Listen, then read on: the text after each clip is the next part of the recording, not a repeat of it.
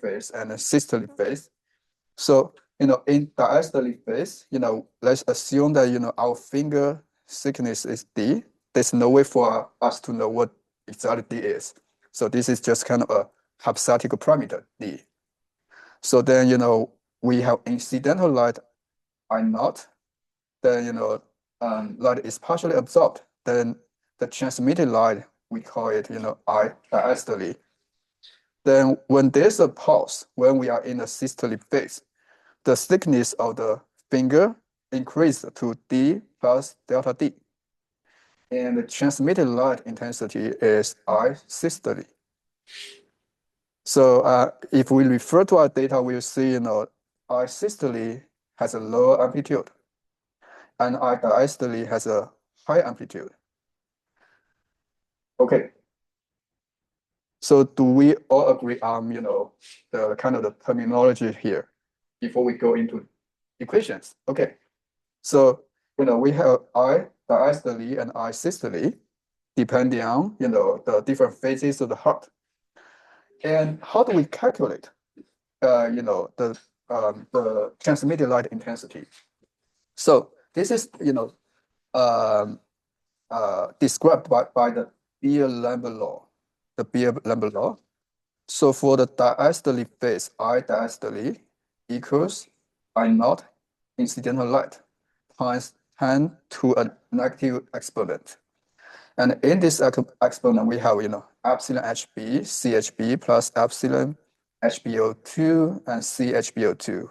So where epsilon is the extinction coefficient we just mentioned, and C is, concentration.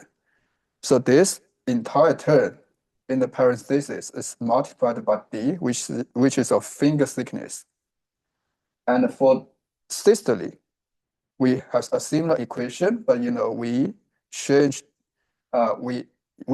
this the thickness of your finger to D plus delta D. All right, so we have these two equations here, but there are two parameters that we don't know, and there is no way for us to know because everyone's finger is different. So, and we don't want our calculation to be dependent on different individuals. So we need to figure out a way to get rid of these two parameters. We need to get rid of D and delta D. Okay, so how can we get rid of D? Let's start with D. So we have these two equations. How can we get rid of D?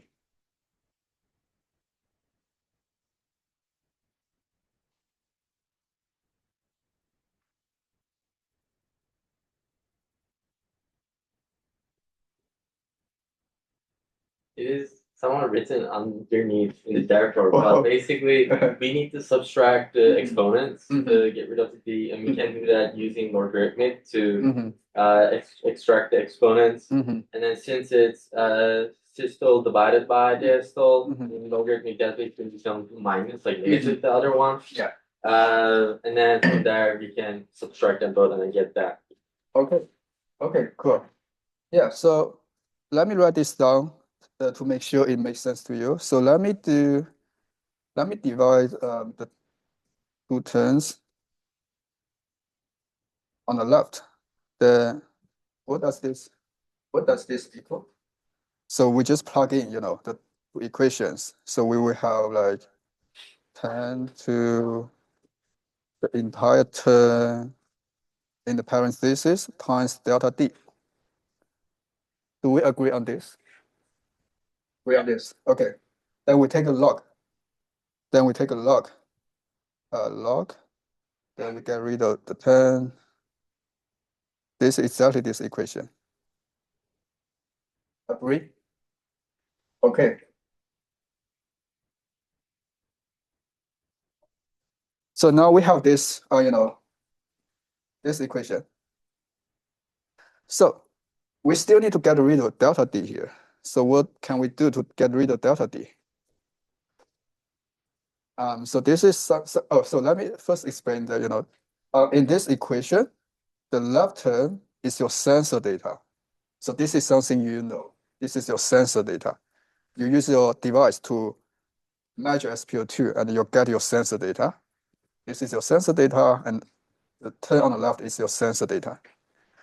Okay, and the trick we play as engineers is to use two different wavelengths. So because our tissue or our blood responds differently to different wavelengths, so we can use two different wavelengths, two different LEDs.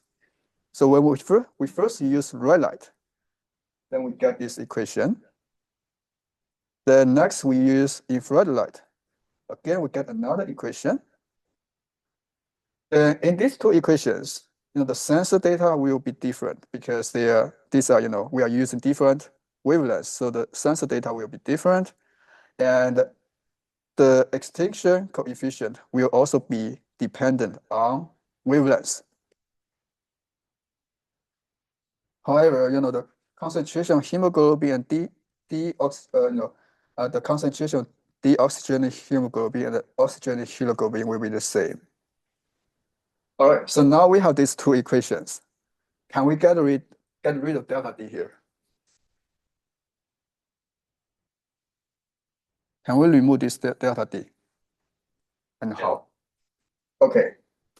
Again, so we just do a division of the two terms on the left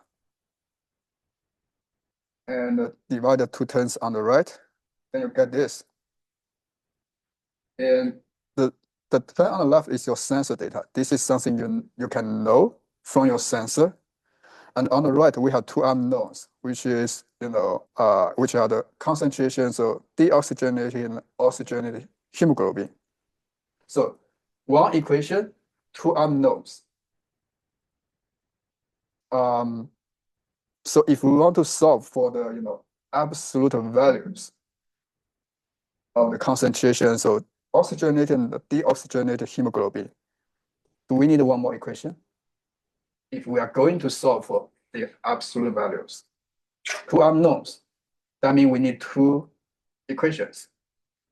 Okay, but to calculate SpO2, we just need to know their ratio. We don't need to know their absolute values. So that means this single equation is good for us. So we can, since we are really just, aiming for their ratios, so we plug this equation to the formula of SpO2. You are going to get something like this. And in this formula, we have, extinction coefficients, which are something we know. These extinction coefficients are something we can know. We know all these values. We can, and then the only thing is this R over IR, which is our sensor data. That means by plugging our sensor data, we can calculate SpO2.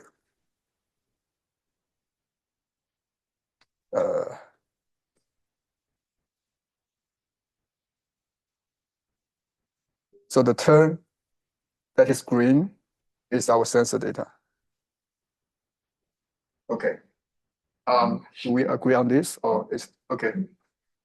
Okay, good. So, and I give you a table, and in this table, I give you the extinction coefficients, all these parameters. Then you just need to plug it in your sensor data. Then you will be able to get SpO2. And